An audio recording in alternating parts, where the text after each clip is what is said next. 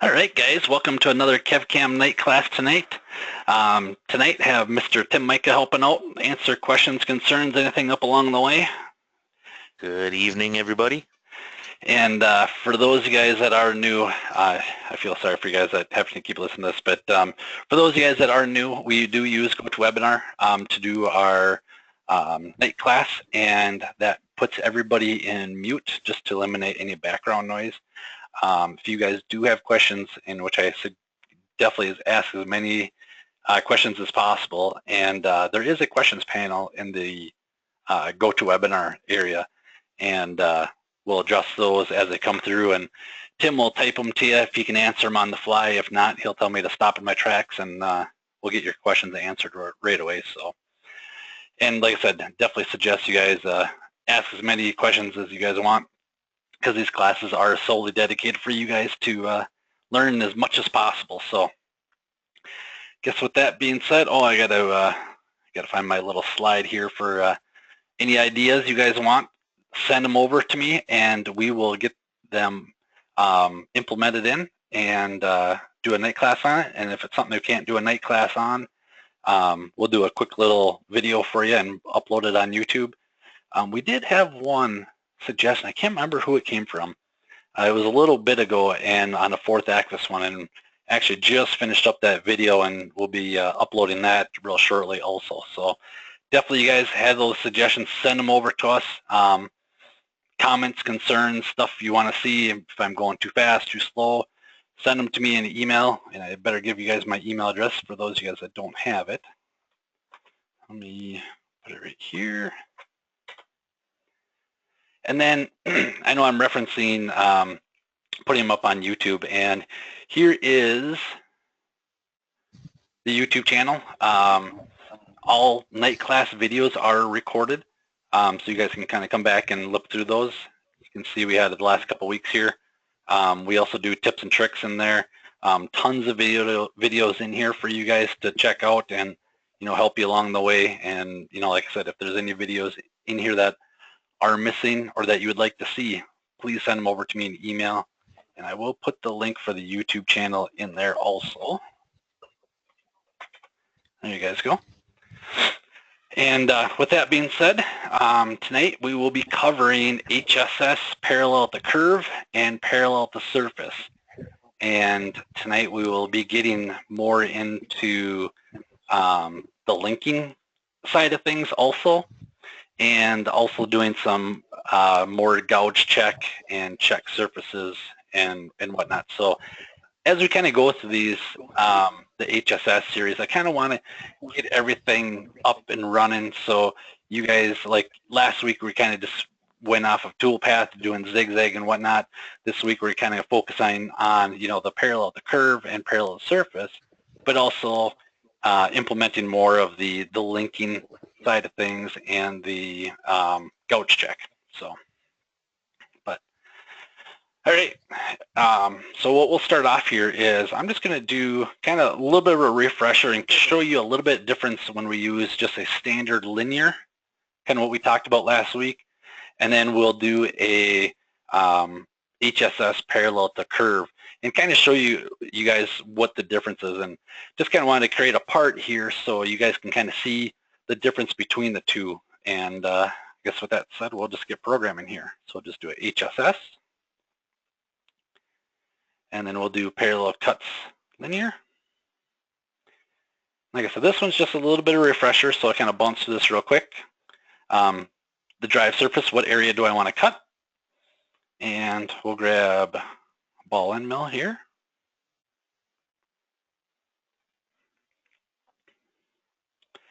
And toolpath parameters will be good. Let's just do a save and calculate and see what we got.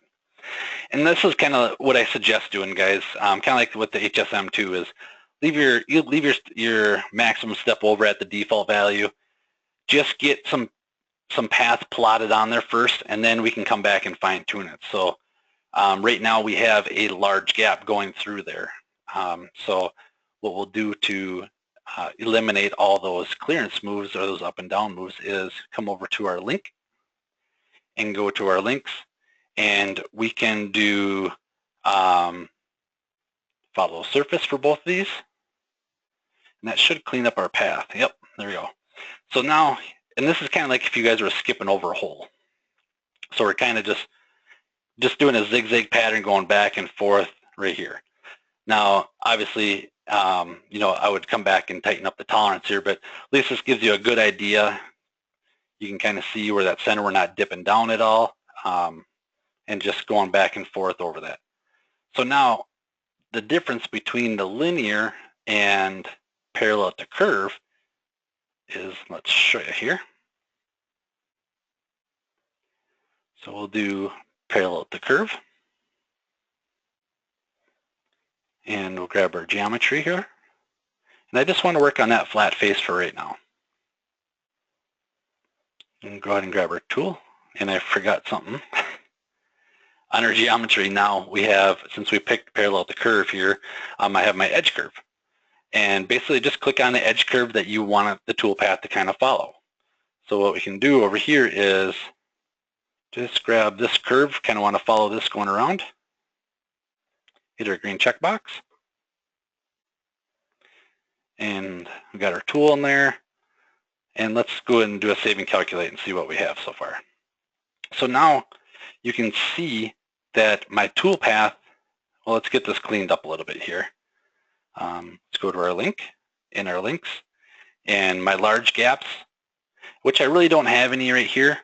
But what I can do is do follow surface on my large moves. And I guess it kind of considers these gaps right here. So two different things what I can do here is if you guys are looking for a real smooth machine movement going back and forth, obviously we're just doing these little lines and we're getting a little bit of a jerkiness. I can do follow surface here, and it's just going to do a straight line, but we're still running into those sharp lines. If we're looking for a real precision, you know, finish right here, any of the you know, where it's going in X, stops, and then moves in Y, we got a little bit of a machine jerk going on there. So what we can also do here is do a blend spline. And let's do, oops, blend spline. And it should carry up, yep, there it goes. So now you kind of see everything is just nice and smooth going back and forth. If I kind of zoom in up here, we're not stopping and doing any sharp points and moving over. We are getting just a little bit of an air cut. If I do a side view here, kind of machining up in the air. But it's, like I said, totally up to you guys on your finish, what you guys are looking for there. With that blend spline, we are going to be cutting a little air, but as we're looking in the tool path here, is, you know, we're coming down and just doing a nice back and forth, and basically, oops, kind of getting a little dizzy here, following the curve of what's going on right here. So just kind of zoom out here and do a little comparison what the difference is. Let's just do follow surface and follow surface. So we have two tool paths basically achieving the exact same thing, but this will give you a good comparison between a linear and doing a parallel to a curve. So any questions with this one so far here? Okay. For this particular one, I really don't have any gouges or anything that I need to worry about here. We'll get into the gouge check a little bit later on here, but pretty much this toolpath is set. And like I said, what I can do now is I'm liking what I'm seeing. My toolpath is looking good. Last thing I always want to do is just come back and change my step over. And let's go for like a 10th thou. And we'll have a finished part right here. So simple, easy to use. And like I said, you know, and I'll continue to say it, don't get overwhelmed with all the HSS stuff here. A lot of the stuff we aren't touching. But if we want to, we can. You know, I can change my cutting method if I want to go from zigzag to do a one-way to do a spiral, and we'll kind of cover the spiral here shortly. If I wanted to move my start point, I can just click the little flip, and you'll see that it starts on this side versus over here. Now, if you guys are doing multiple surfaces, and I don't have an example for tonight on this one, but if you guys are running multiple surfaces, say you have a surface here and a surface here, and you guys want to keep it all in that same operation, what you guys can do is instead of doing machine by lanes, so you'll kind of see down here, it just kind of skips over and goes to the next piece. You can do it by regions, and it's only going to work on this part first, then it will bounce over to this part over here. So I feel like I'm talking too fast. I'm out of breath here. Okay. So any questions with this right here for you guys? And if we want to do a top-down view for you here, I can show you. I think they're sleeping. Yeah. Now, the question came up last week. I can't remember who asked it. It was along the lines of, we don't really see it on, well, yeah, I guess we do see it just a little bit here. Why are we going farther down on this front face versus up on the top? Did a lot of digging into it, talked to development, and it's basically all determined off of that, the cutter.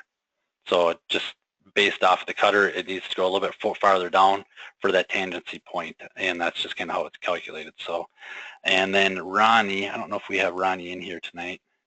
Ronnie was asking about why don't we have a minimum step over and a maximum step over. There really is no need for a minimum. I'm still waiting to actually hear back on an official answer on that one. Because, you know, if you guys are looking for, I only want a step over of, you know, 10 thou throughout the entire cut, if we put that at 10 thou, it's going to stay at, you know, that 10 thou all the way through the entire cut until it gets into a tight corner, and then it might have some smaller slices in there for you guys. So, okay. So let's go to our next part here. And go to recent parts here. And I need to do edge curve. Okay. So we got a part here, kind of basing it off of the same thing as what we're kind of going over in the last one. I want to base it off of a curve on the model. And so all they have to do is just pick, you know, one of these surfaces here. So we'll start a new HSS here.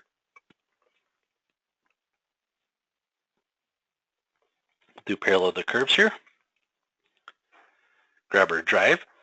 In this particular one, in this section that we're talking about right now, I just want to cut these three surfaces right here.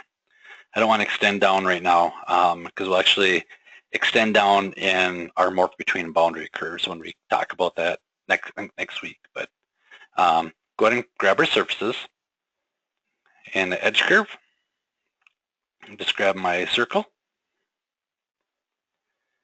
And let's go ahead and grab our ball and mill here. And you guys will see I'm always skipping over levels. Basically, the only screens that I'm really going to is geometry, tool path parameters, link, and gouge. Now, I wish what we could do is, you know, have little plus buttons over here, but, you know, levels, you know, 99% of the time you guys aren't going to touch the levels unless we get into 4-axis simultaneous. But, you know, like I said, jump from geometry, tool, go to tool path parameters, and let's just do a save and calculate and see what we have so far here. So we'll see, let me get this part spun around on the back side here. Basically, I'm doing a pass going around and then coming up to my clearance, coming back down, doing a pass around, come up to my clearance, come back around, and then it kind of stays within the cut. Not very effective, but it will get the job done. So, but to get a little bit more effective toolpath here, I'm going to switch my sorting over to doing a spiral. We'll do a save and calculate.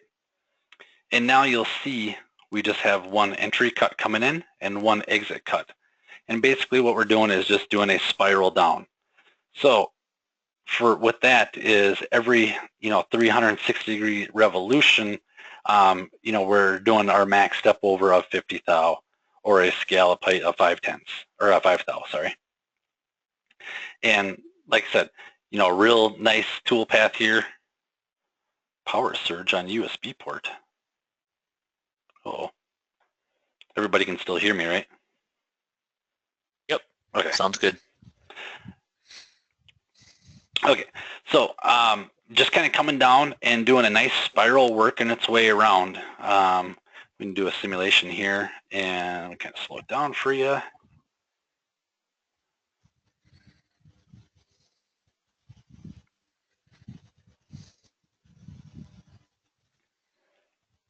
Keeping that cutter in constant contact with that material is, you always get that, the ideal finish. Now, if we're jumping up and down, that's where we're going to have, you might get little tiny little witness marks right there as that cutter kind of plunges back in. All depends on the accuracy of the machine and whatnot. But now if we wanted to, just to make sure I didn't want to touch this surface at all right here, what I could do is come over to my gouge now and turn it on.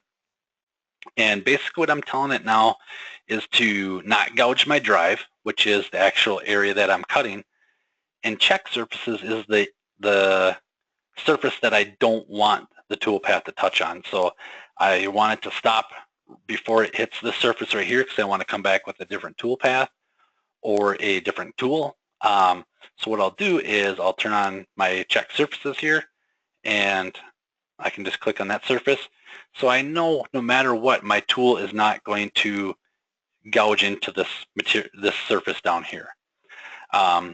And if I want to, I can, as soon as it hits a gouge point, it will retract the tool. Personally, I like to do the trim and relink. So basically, it would kind of trim up the tool path and then just kind of relink it. And we can do save and calculate. I don't think we were touching the surface. Nope, on this one. So I know for sure my tool will not come in contact with that surface now. Does that kind of make sense with the check surfaces and how that works? Is, you know, the check surfaces are the surfaces that you do not want to touch. Now you can also do in there is, if you guys have a lot of different surfaces, if this is broken up into many different areas, what I can do is, instead of having to click on all this, I can just click on all adjacent to drive surfaces, and it's going to pull up all those surfaces for us. So that way I know it's not going to touch the top, it's not going to touch my side. Save and calculate, and we're good to go. I know that my tool is not going to come in contact with the top or the side of what's going on here. Okay, any questions on this part? Let's go ahead and finish this up. And looking for a nice finish. 1 thou would be really, really nice. The nice thing too is, as I'm typing these numbers in here, let's say I want a 10 thou max step over, I can actually, it automatically calculates my scallop height for you. So if you guys are looking for a certain RA finish, that RA finish is all based off of scallops, or the cusp that it's that little machine's measuring for RA.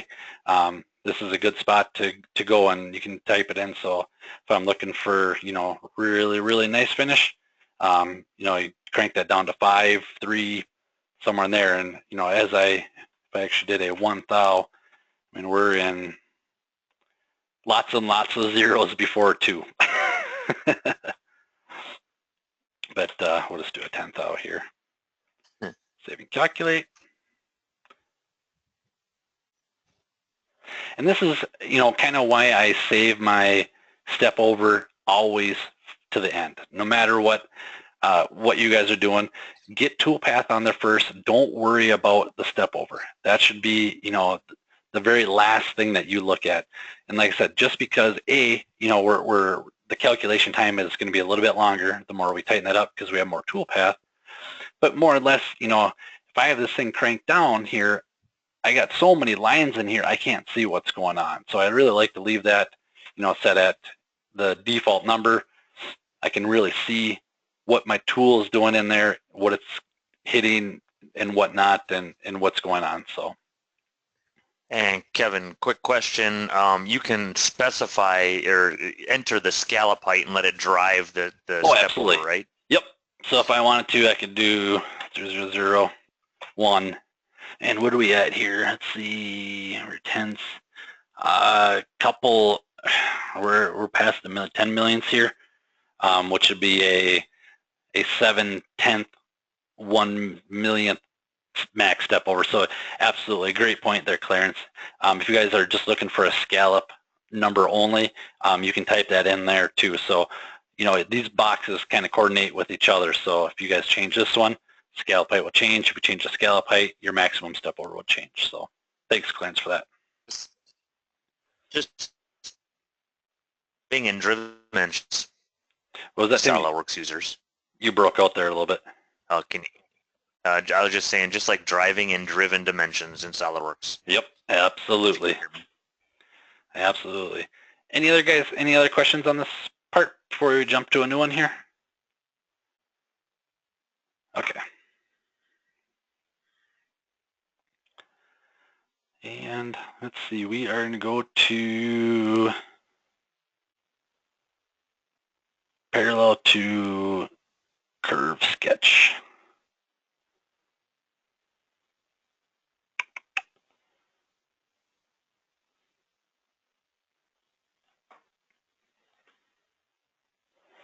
Okay.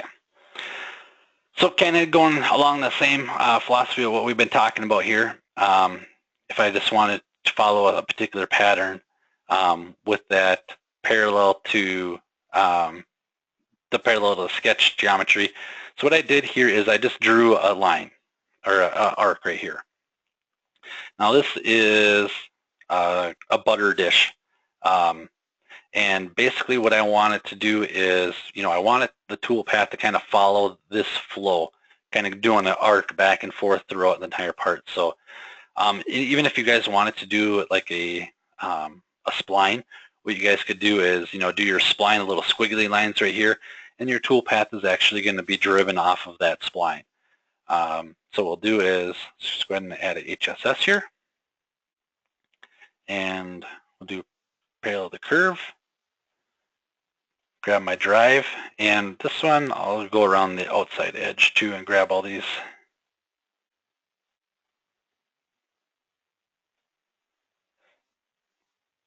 Now we're talking about surfacing, and let's see if I can get that to pop up here. You can kind of see it there for a split second, but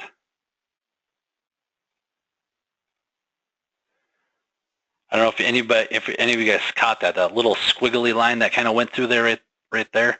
I'm not sure if anybody caught it. I'll see if I can show you again. That just kind of shows you guys, you know, with HSS, it's all based off of the solid model. And, you know, all surfaces are not perfect at all, and that's what we kind of use HSS to kind of smooth out those surfaces. And we were talking about the margins and the exact, you know, ending at the exact point and stuff. And just like I said, just goes to show you guys, you know, surfaces aren't always perfect. So we have everything in our toolbox to kind of smooth everything out here also. Now my edge curve. I want to grab this guy right here. And now what it should do is it should project that tool path in that arc pattern. So let's go ahead and grab a tool real quick. And I'm just going to do save and calculate, and let's just see what we have so far. Okay. So you'll see right here, it's basically following that exact shape of that line. And like I said, you guys can keep that line however you want, whatever tool path, you know, you're trying to achieve. And like I said, if you want to use a spline zigzag pattern, it's going to follow it for you guys. And you can draw that line off in La La Land, and it doesn't even have to be on your part. Or you can put it right on your part, and you'll see, I mean, I just drew it just right on this face right here. So now we have our tool path right here. So what I want to do is I have a lot of retracts going up and down here. So for this particular one, I just wanted to move, clean up my links and my links between passes. So let's go ahead to my links page right here. And I'm just going to tell it to follow it direct.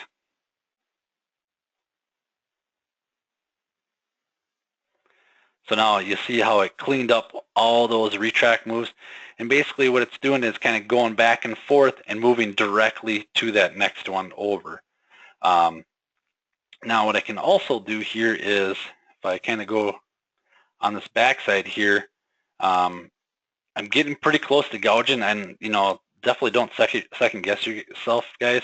That's what our gouge is for. So what we can do to our gouge now is let's just try all adjacent surfaces, and we'll do a trim and relink.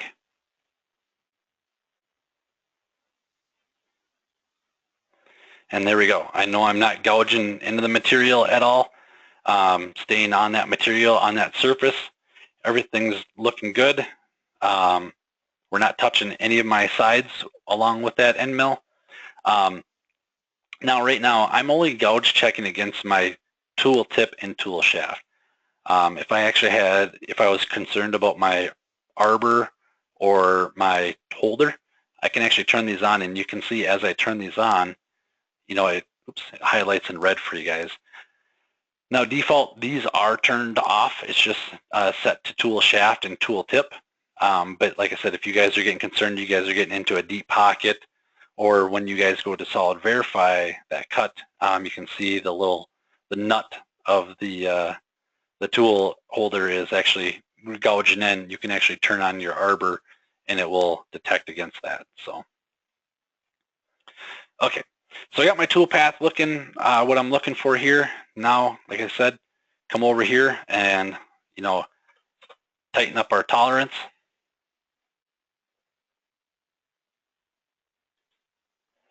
Now, if you guys are looking for, that ideal, that absolute perfect surface, you don't have to come back and sand it, pull it off the machine, and it's good to go kind of deal.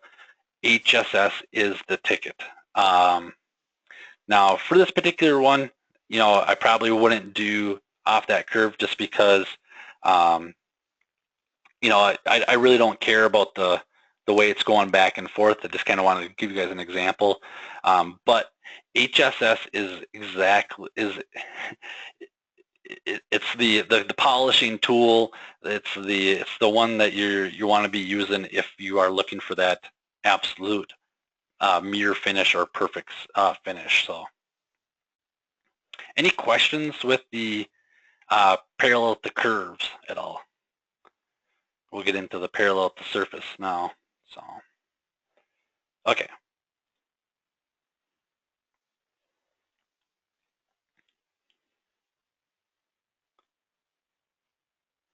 And now we're going to do parallel to surface edge here.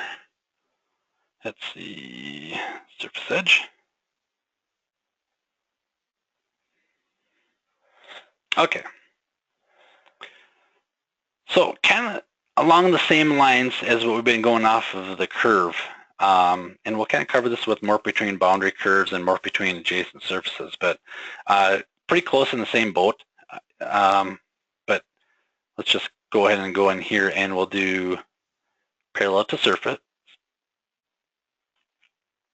Now my drive is going to be those surfaces that I want to cut right there. And my edge surface, the area I want it to kind of follow along, is going to be that back wall there. Let's go ahead and grab a tool.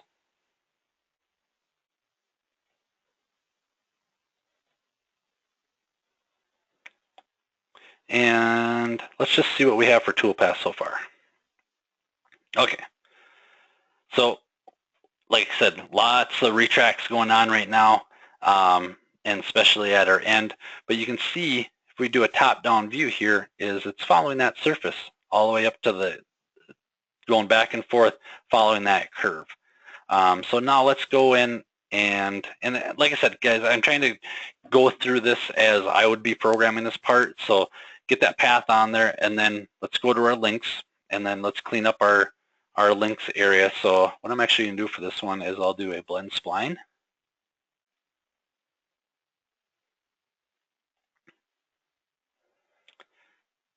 And you'll see we're just kind of skipping over there, going back and forth.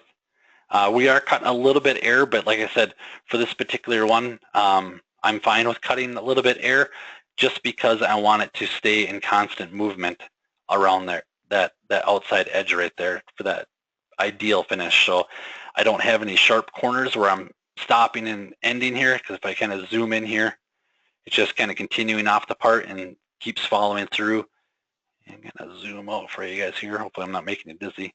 And just kind of coming in and keep working on that so it stays in that constant feed mode, just going back and forth along there. So now you'll see that I can play this through in simulation here, but I can already see that my tool path is right along my wall right here. So what I'll need to do here is go to my gouge. Go ahead and enable your gouge. And check surfaces. I know I already have it in here, so I'm not going to bother re-clicking. So I want to gouge check against that back wall right there and my front surface. And we'll do a trim and relink. And you'll see it automatically bumped over my tool path, so I'm not gouging into that wall anymore. So that gouge check. Go ahead. Yeah, just to make the obvious comment is, HSS toolpaths were needing to add gouge checking versus the HSM toolpath, which is automatically gouge checking. So just stating the obvious. Yeah, absolutely. Another big thing too is, with the HSM, we're working off of the facets of the surface. So when we bring that part in, it's faceting everything, and that's in your facet tolerance of your target. Where now you'll see, like in HSM, at the beginning, it always had the target. And you can actually pick different targets, and you could change the tolerance for each target. Well, with HSS, it's fully based off of your SolidWorks surface itself. So, like I said, with your surfaces, it all depends on, as long as you have good surfaces and stuff like that, you're going to get a nice finish. Now, I haven't seen one come across where you're not going to get a nice finish on a goofy or, spline together kind of surface. HSS will smooth out all those for you. And I'll try to, towards the end of the classes, I'll try to come up with a part where we have just a really messed up surface. So you'll get lots of basically like little sewing machine moves going up and down, up and down, up and down, up and down, up and down, instead of kind of just flowing through there. So any questions on the what we've kind of gone over so far, parallel to the surface or, parallel to curve so far? Okay. And then my last part is a little bit of a complex, kind of weird part here, but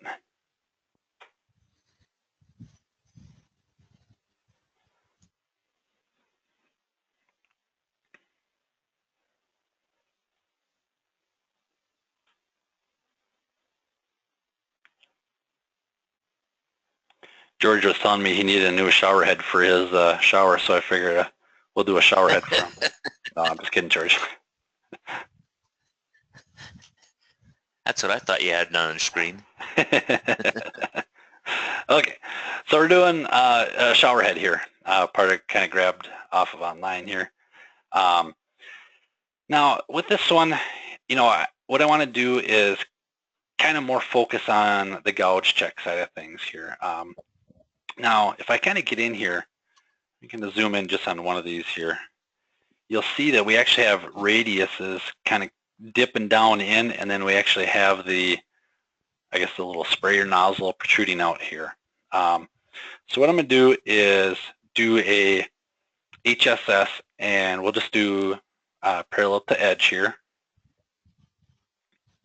And we'll have to play around just a little bit with the, or parallel to the curve, with the gouge checking. And kind of a couple different things what we can do. So this is the surface I want to cut here. in my edge curve here.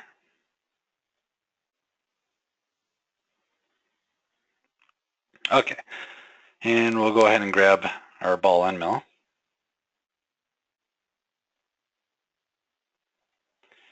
And let's just see what we have so far here.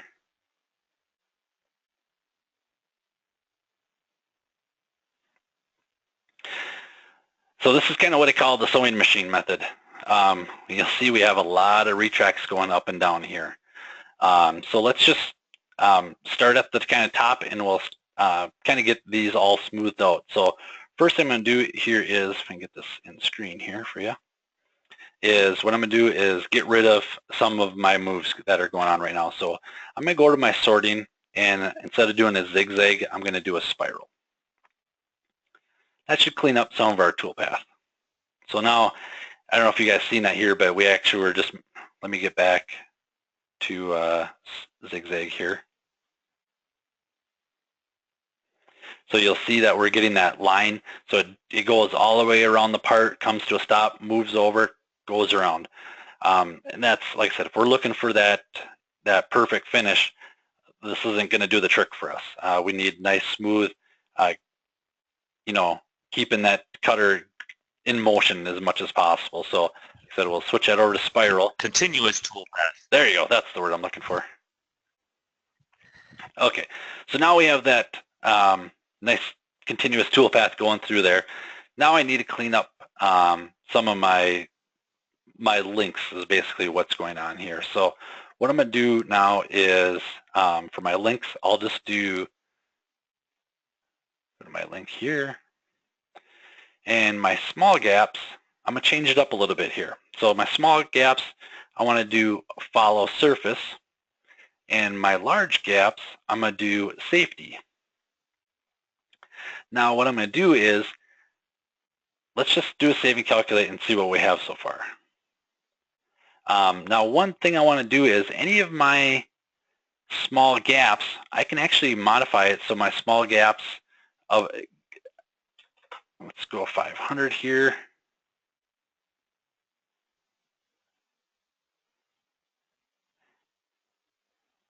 And you'll see we kind of smooth things out. So I'm following along the surface on the small gaps, but my small gaps are 500% of my tool size. You guys can change this around to accommodate, so your smaller gaps are going to be following surfaces, and anything larger than my 500% of the tool size diameter is going to go up to the safety distance. Now for the bottom one here, I'll just leave it as direct and clearance right here. But now you'll see I'm still kind of mowing over my shower. I kind of zoom in here. You can see I'm pretty much mowing through all of my little shower nubs that are going on right there. So what I'm going to do here is go to my gouge and enable this, and we'll do a trim and relink here. And my check surface is actually going to be the same surface that I'm cutting. Well, actually, no. What I need to do is I need to pick all of this.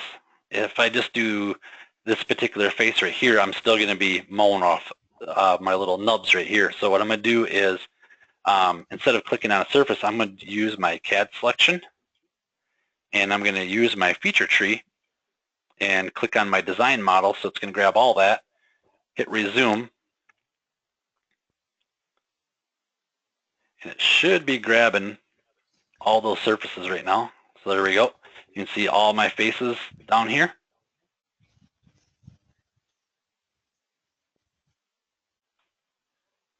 Wait, what?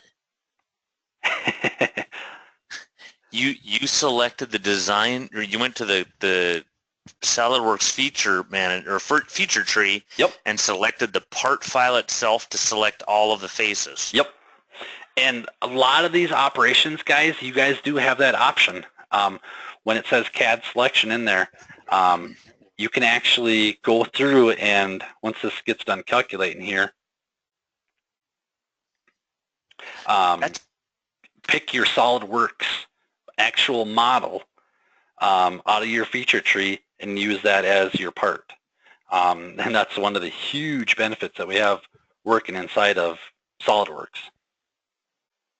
That is very impressive, because that's been the challenge, in the discussions of HSS. Do you really want to pick all those surfaces? Yep. That's cool. Yep, that's a nice trick there, Kevin. Yeah, I think so. We're kind of bringing that up too, Tim. Is the thing also is, like Tim was saying, with HSS, unfortunately, we have to click on all the surfaces that we want to cut. Well, let's say we have 500, surfaces kind of all mashed together, and I don't want to have to sit there and click on each individual one. So what I can do is go to my geometry here. If I do a new, you can click the Cad Selection option right here, and I can just come through and, well, this one's just an import, so it's just a dumb solid.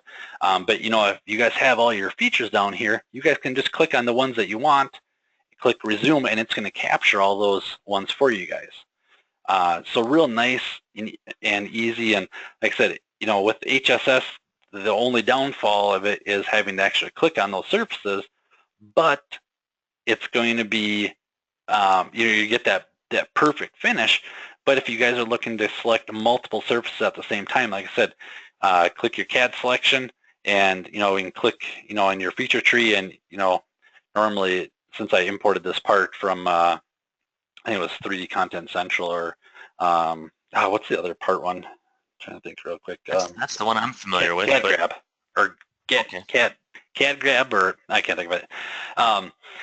And it's a dumb solid, but usually you'd have your long list of features right here from your engineer. But yeah, just click the ones you want, and capture those, and it will grab all of them that you're looking for there.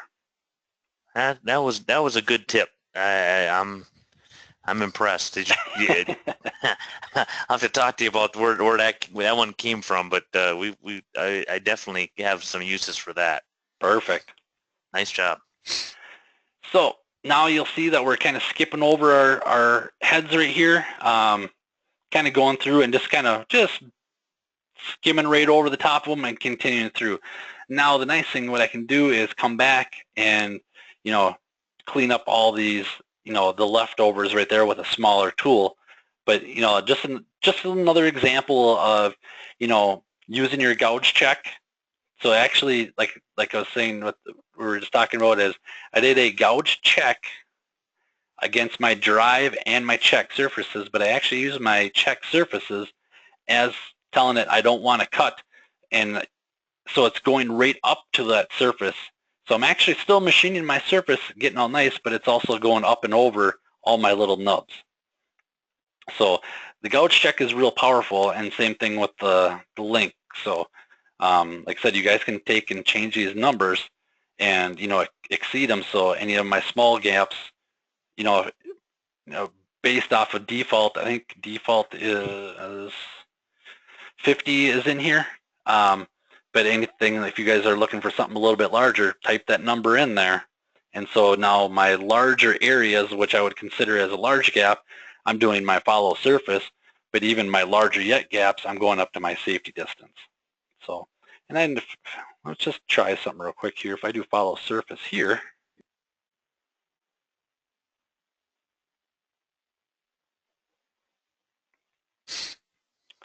give it a second to calculate here.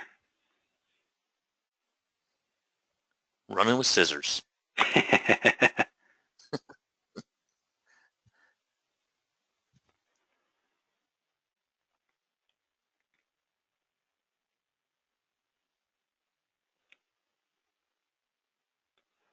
Oh, come on. A lot of calculation going on here. Since George wanted such a huge rain shower head, it's a pretty good sized part here.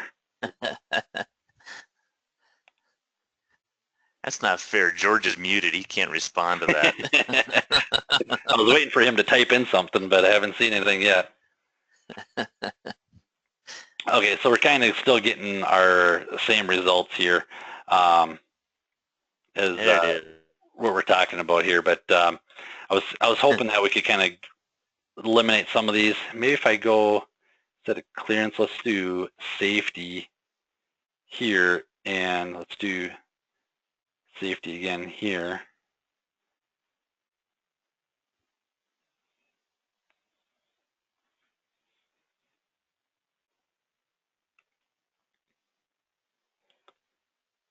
And sometimes, guys, you're not going to be able to get around. You know, it's all dependent on the surface and the tool that you guys are using. So, you know, you might every once in a while get a little bit of up and down moves going on here, and especially since we're going over a bunch of tiny little humps right here, we're getting some of those safety moves going on there. But I'm thinking if I can get this one cleaned up just a little bit more here, we should be looking good.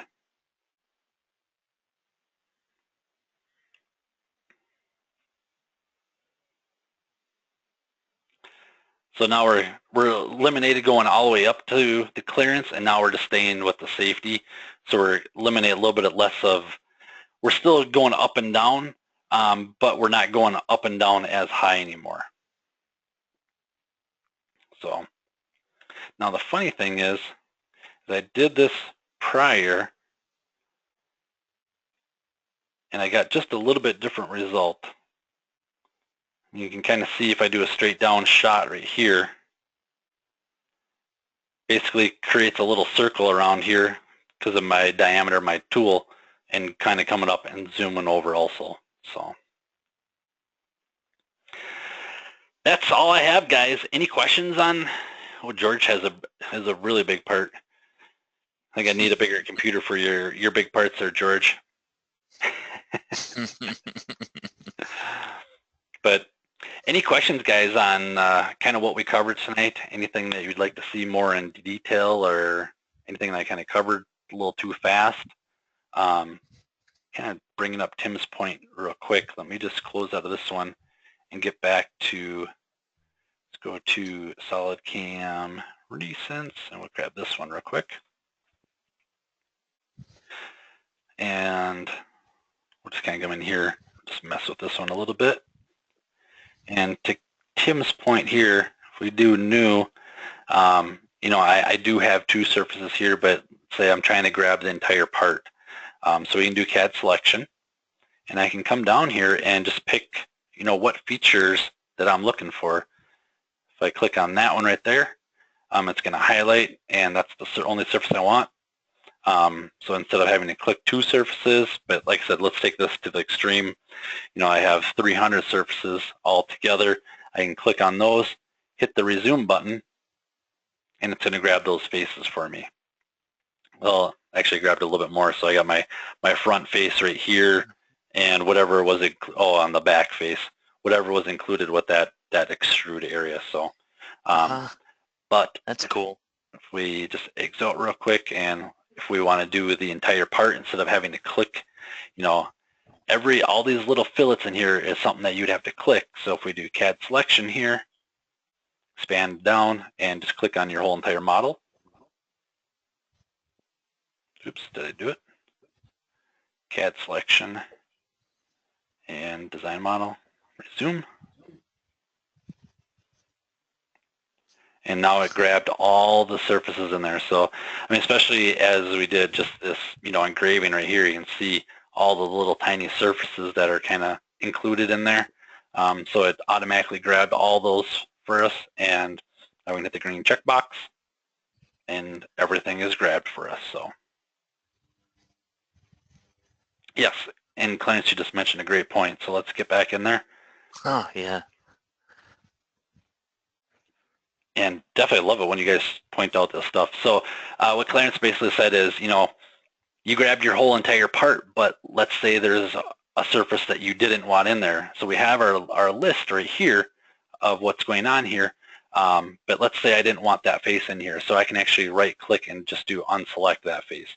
Now as I click these, they kind of highlight. Now, especially with this one, you can see right here, I mean, just the smallest little under that A is where it's kind of hidden. But as I kind of click through here, you can kind of see what's highlighted and what's unhighlighted. Now, one other thing I kind of forgot to mention too is, let's do a new.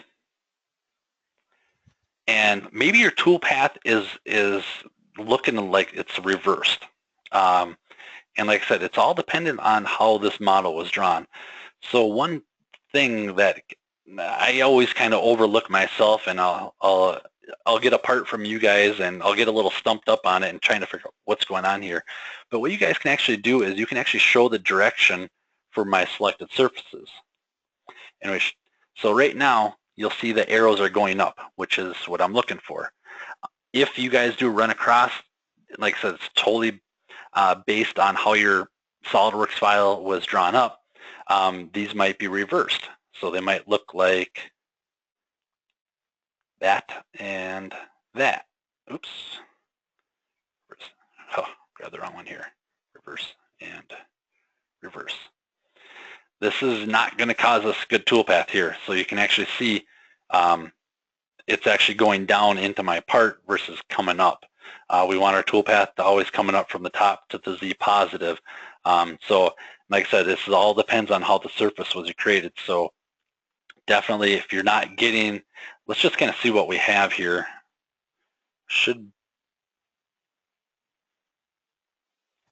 I bet that could be used pretty popular, a good reason to use that if you're using a surface model. Yeah. And you're not sure which side of that surface you're cutting on. Absolutely. It gives you that direction vector. Yep. That's cool. Yep, great point. And you'll actually see right now, I can't even calculate it. Oh, maybe I am now. Thought I hit save and calculate, it wasn't even updating. Yeah, see, I'm not getting any toolpath. And what's kind of going on here is, since I put a gouge check on there, it won't put any toolpath on there because I'm telling it not to cut into my surface, but with those arrows going down, it's trying to cut into the surface. If I just turn this off, you'll see we have toolpath going through my part now. So it's actually below the surface right there. So if you guys are running across this and you don't have your gouge check turned on, or if you have your gouge check turned on and you're not getting any toolpath to populate, definitely come over to your geometry and check to make sure, if we show the direction here, make sure your arrows are pointed in the Z positive. So now they are all positive. Save and calculate here, and you'll see it brings it up to the surface there. So definitely, and like Tim was saying, if you guys are just working on just surfaces only and you're not sure which way is up and down, that's a great spot for that too. So that is, I'm happy I attended, and I got two good tricks out of the class tonight. Hopefully everybody else got some good tricks out of the class tonight too. But any questions, guys? And then, like I said, as we go on, I'm going to tonight we kind of focused on a little bit of gouge checking, focus a little bit on the linking side of things.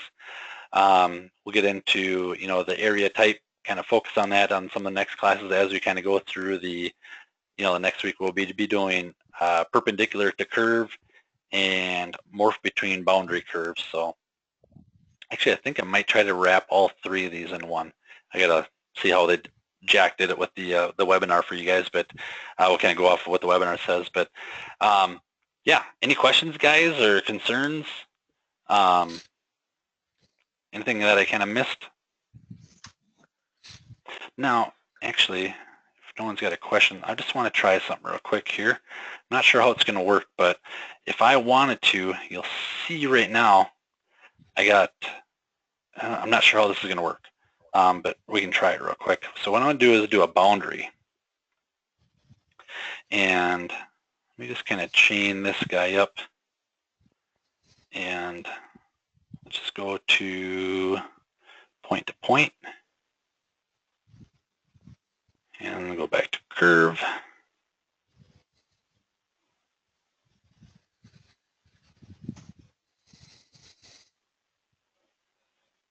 And go back to point here.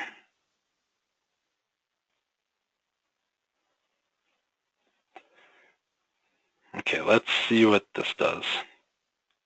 It might, yeah, it's, since I told my link I wanted to blend the surfaces, it's still gonna, since it's actually not tool path, it's actually doing a safety move or following the surface in the safety.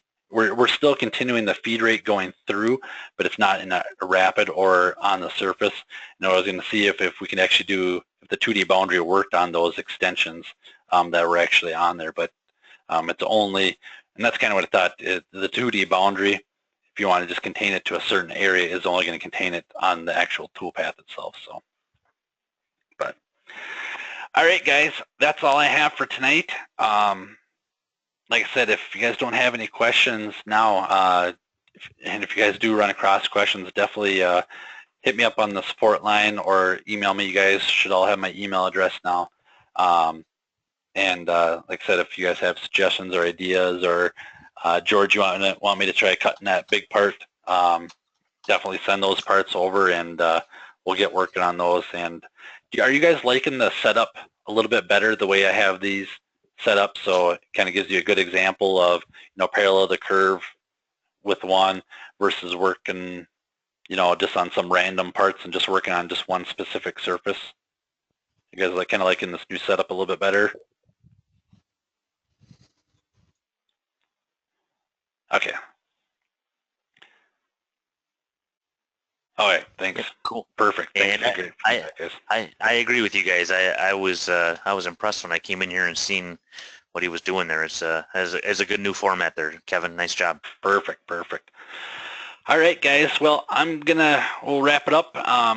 Thanks again for attending the class, and thanks for all you guys' input. I definitely appreciate it. Like I said, these classes are solely dedicated, just as a teaching instrument for you guys. But I personally, I enjoy teaching these to you guys, showing you guys the little tips and tricks of the trade here. And like I said, we'll keep these going on as long as we can. And this video will be uploaded on YouTube, so if you guys need to watch it, from now on, ever since we were doing the HSM series, I have kept all the parts. So if you guys would like these part files, I can send them over to you as examples, so you guys can kind of go along with the video if you would like. But yeah, just want to thank you for taking your time out of your Wednesday night to listen to the class. And I'm sure there's way better things that you guys could be doing, but I really appreciate the time. But Tim, anything else before you? Yeah, no, just thanks for all your business, guys, and your support with the KevCAM class. And like Kevin says, we'll keep this going as much as you guys want it, and keep submitting suggestions. So Kevin, great job with the class again tonight. All right, thanks a lot, guys. Have a great night, and hopefully we'll see you guys all next week for let's see, what do we have next week? Like I said, parallel to surf. No, sorry, perpendicular to curve and more between boundary curves, I think, is what we were going over. So, all right, guys, have a wonderful night, and we'll see you next week. Bye-bye. Thanks, guys. Take care. Bye-bye.